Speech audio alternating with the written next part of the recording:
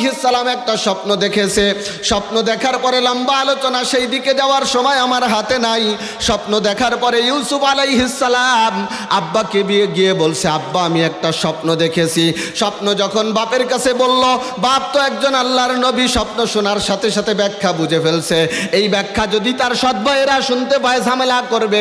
এই জন্য 5 নম্বর আয়াতে ইয়াকুব আলাইহিস সালাম সন্তান ইউসুফকে ডাক দিয়ে বলে, ইয়া বুনাইয়া লা তাকসুস রুয়াকা আলা ইখওয়াতিক, হে আমার প্রিয় সন্তান, তোমার এই মহা গুরুত্বপূর্ণ মর্যাদার স্বপ্ন তুমি তোমার ভাইদেরকে বলো না। তোমার ভাইদেরকে যদি বলো ফায়াকিদু লাকা কাইদা, তোমার ভাইরা তোমার বিরুদ্ধে চক্রান্ত শুরু করে দেবে। কারণ ইন্নাশ শাইতানা লিল ইনসানি আদুব্বুম মুবিন।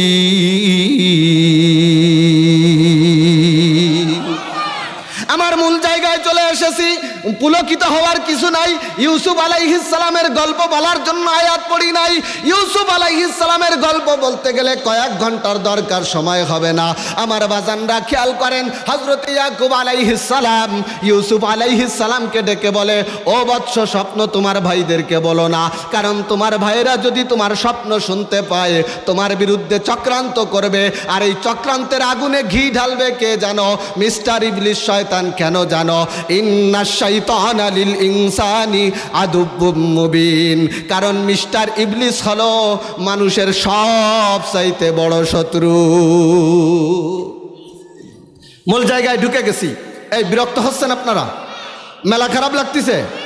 একটু সামনে চলবে ইনশাআল্লাহ।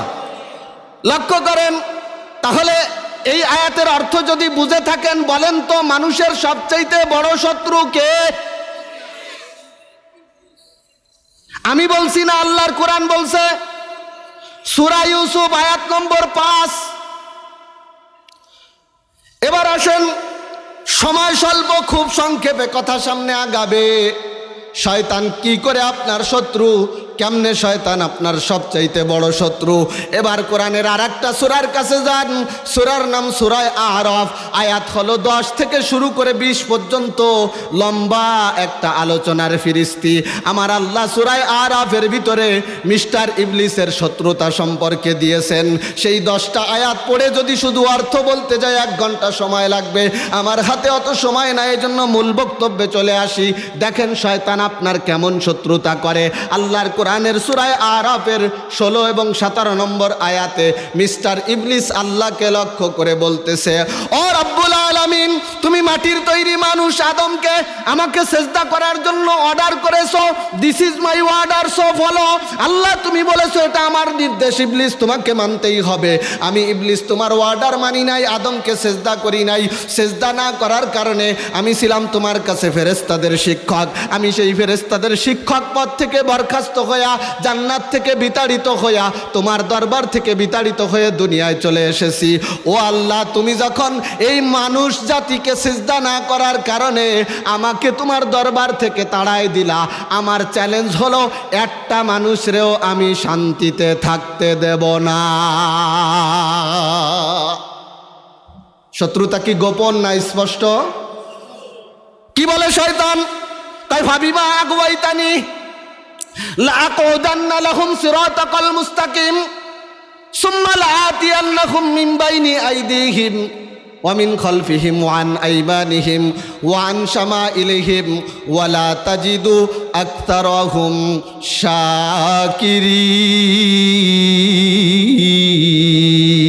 শাকিরিন। মিস্টার ইবলিস ডাক দিয়ে বলে, ও আল্লাহ, তুমি যেহেতু আমাকে বিপদগামী করেছো, বিভ্রান্ত করেছো, পথহারা করেছো, তাড়িয়ে দিয়েছো, আমাকে বরখাস্ত করেছো, লাআকুদান্না লাহুম সিরাতাকাল মুস্তাকিম। ও আল্লাহ, ওই মানুষ জাতিকে বিভ্রান্ত করার জন্য আপনার জান্নাতে যাওয়ার যেই পথ, ওই পথের নাম হলো সিরাতে মুস্তাকিম। কি নাম বলেন তো? এই জন্য নামাজের ভিতরে আপনি বলেন, ইহদিনাস সিরাতাল মুস্তাকিম, আল্লাহ আমারে সিরাতে মুস্তাকিম দেখাও।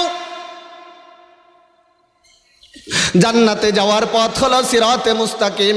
মিস্টার ইবলিস আল্লাহকে বলতেছে, আল্লাহ, ওই মানুষের কারণে আমি যেহেতু বিতাড়িত হলাম, তাহলে আমি ইবলিসের চ্যালেঞ্জ হলো আমি মানুষের সিরাতে মুস্তাকিমের উপরে বসে থাকব। কথা খেয়াল করে, সুম্মা লাআতিয়ান্নাহুম মিন বাইনি আইদিহিম ওয়া মিন খালফিহিম ওয়া আন আইমানিহিম ওয়া আন শামাইলিহিম। আমি সিরাতে মুস্তাকিমের উপর মানুষকে বিভ্রান্ত করার জন্য বসে থাকব, চতুর্মুখী সাঁড়াশি আক্রমণ চালাবো।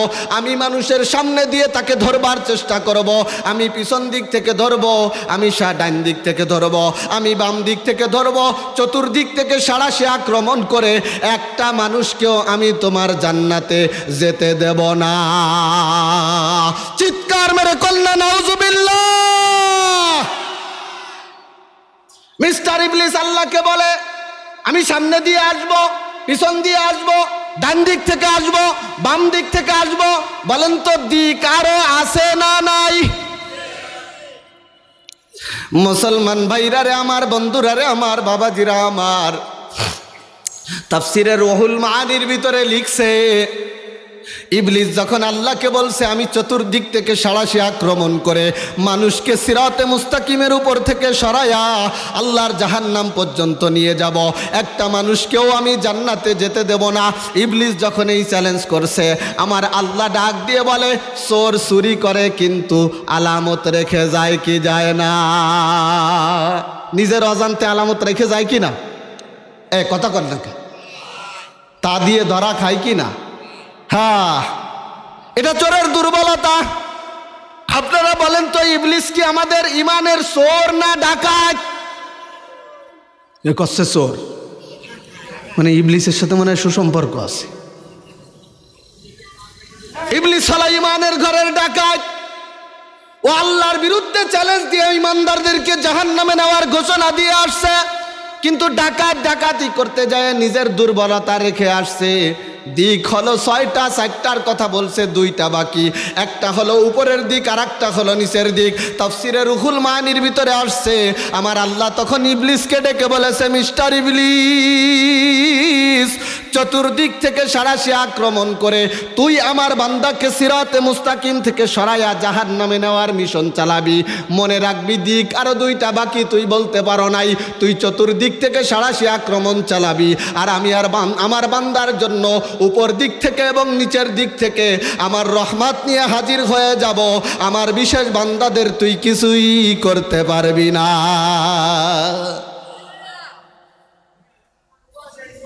আমার বান্দাদেরকে তুই কিছুই করতে পারবি না। বলে আমার বান্দা কারা?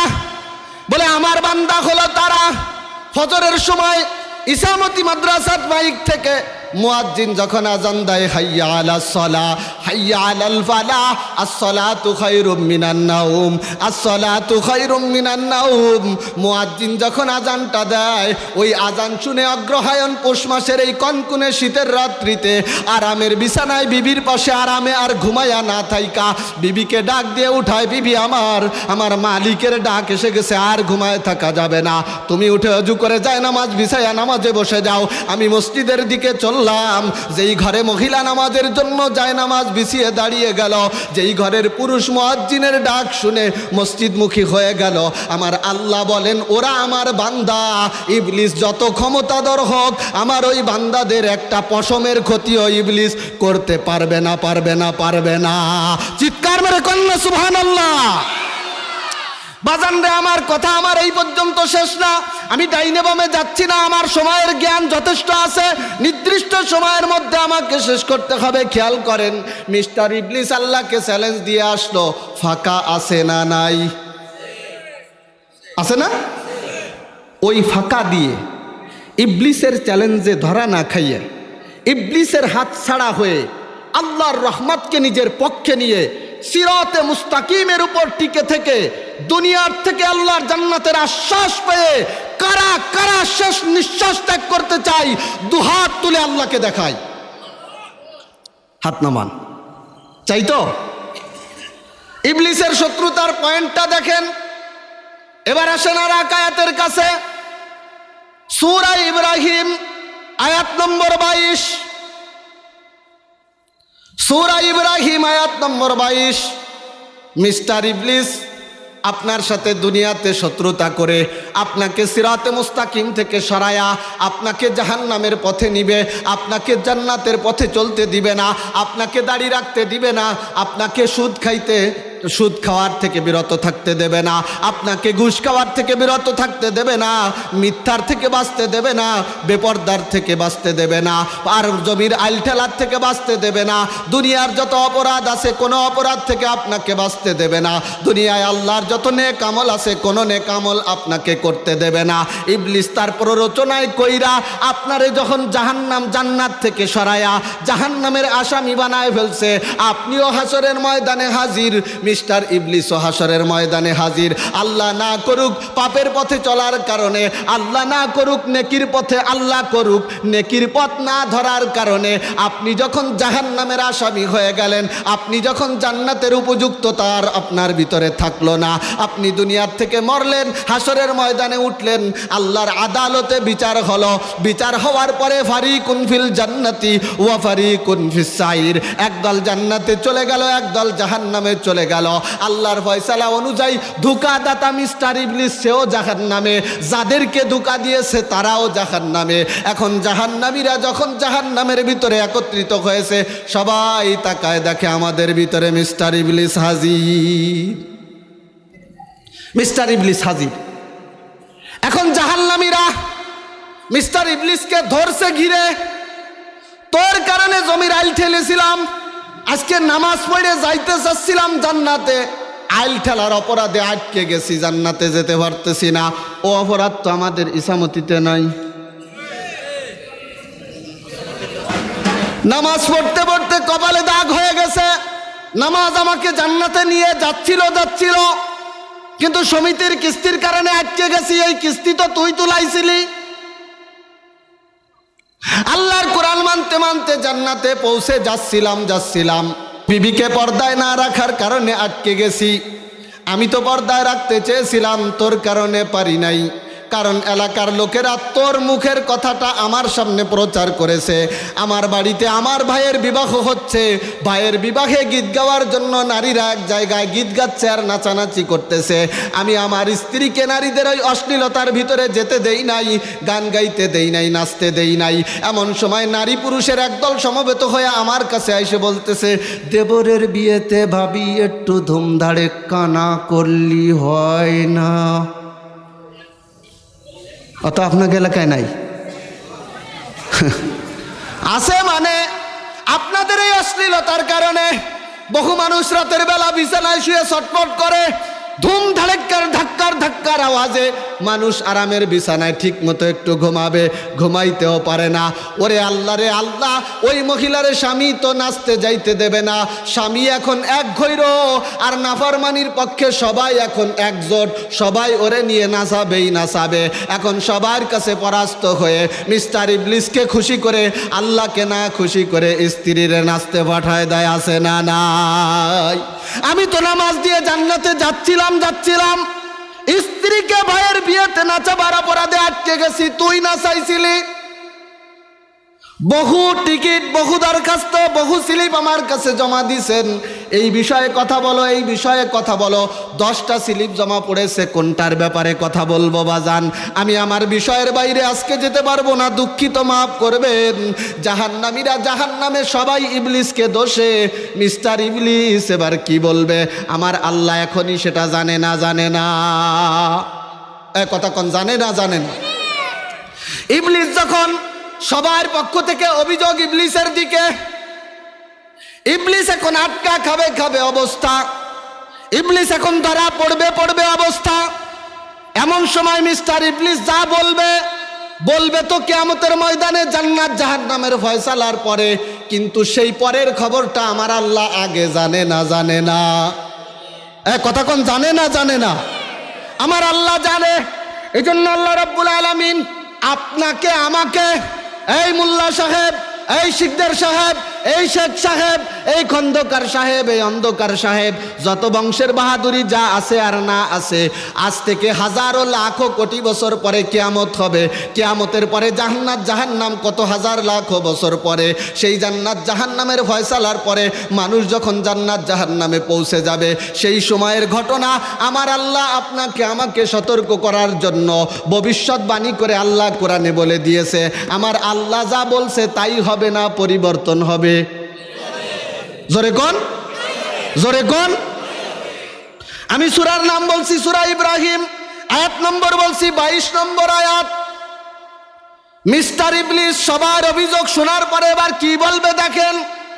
وقال الشيطان لما قضي الأمر إن الله وعدكم وعد الحق ووعدتكم فأخلفتكم فلا تلوموني ولوم إني دعوتكم ما كان لي عليكم من سلطان إني دعوتكم فاستجبتم لي فلا تلوموني ولوموا أنفسكم فما أنا بمصرخكم وما أنتم بمصرخي إني كفرت بما أشركتموني।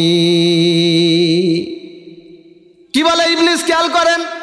মিস্টার ইবলিস বলতেছে, এই দুনিয়াবাসী আমার দিকে অভিযোগ দাও কেন? মা কানা লি আলাইকুম মিন সুলতান, তোমাদের উপর আমার কোনো কর্তৃত্ব ছিল না।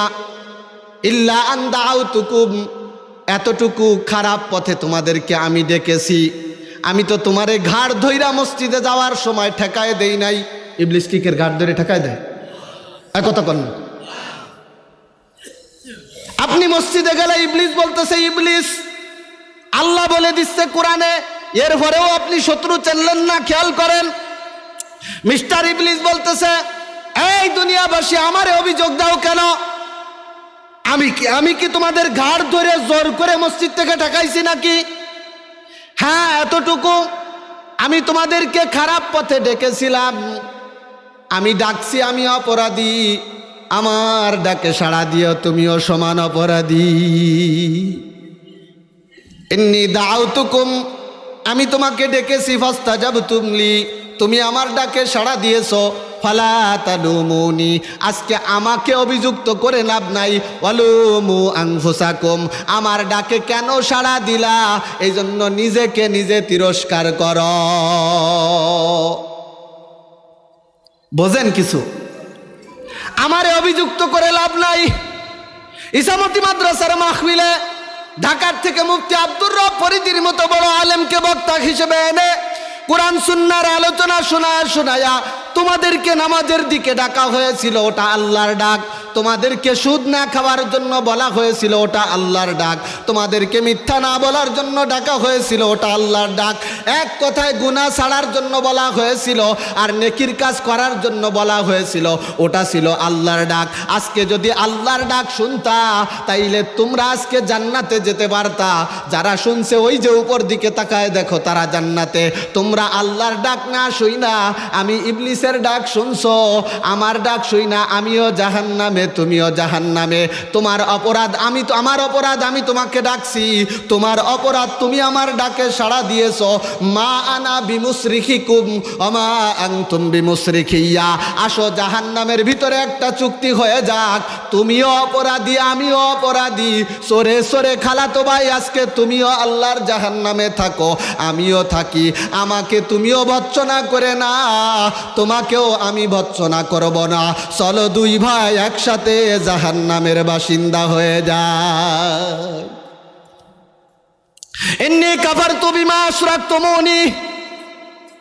মিস্টার ইবলিস এবার বলতেছে, ও জগৎবাসীরা, তোমরা যে আল্লাহর সাথে আমাকে শরীক করেছিলে, তোমাদের সেই শিরিককে আমি অস্বীকার করলাম। আমি তোমাদের শিরিককে কবুল করলাম না। ইন্না যালিমিনা লাহুম আযাবুন আলিম। আজকে যাই জাহান্নামের ভিতরে আল্লাহর সাথে আমাকে শরীক করে তোমরাও জালেম, আল্লাহর বিরুদ্ধে মানুষকে ডেকে আমিও জালেম। জালেমে জালেমে খালাতো ভাই, তুমি জালেম আর আমি জালেম, দুজনেই আল্লাহর জাহান্নামে জ্বলতে থাকি। নাউজুবিল্লাহ কোন? আচ্ছা, কে কবে বলেন তো? কে কবে? আপনারে উদ্ধার করলো না ফাঁসায় দিল? সেটা কি আপনার অজানা পরে হবে, না আল্লাহ আপনারে আগেই জানাই দিছে? শত্রু চেনছেন, এরপরেও সেই শত্রুর থেকে বাঁচতে পারলেন না। ফজরের আজান আপনাকে মসজিদে নিতে পারলো না। সিফাতুল্লাহর ডাক আপনাকে সমিতিতে নাম লেখানোর থেকে বিরত রাখতে পারলো না। প্রত্যেকবার আলঠেলার বিরুদ্ধে কথা কই, প্রত্যেকবার স্লিপ আসে, হুজুর আলঠেলার বিরুদ্ধে একটু ওয়াজ করেন। আমার ওয়াজে আপনার কোনো পরিবর্তন হলো না। কপাল আপনার পোড়া না আমার পোড়া, সেটাই এখন বুঝি না।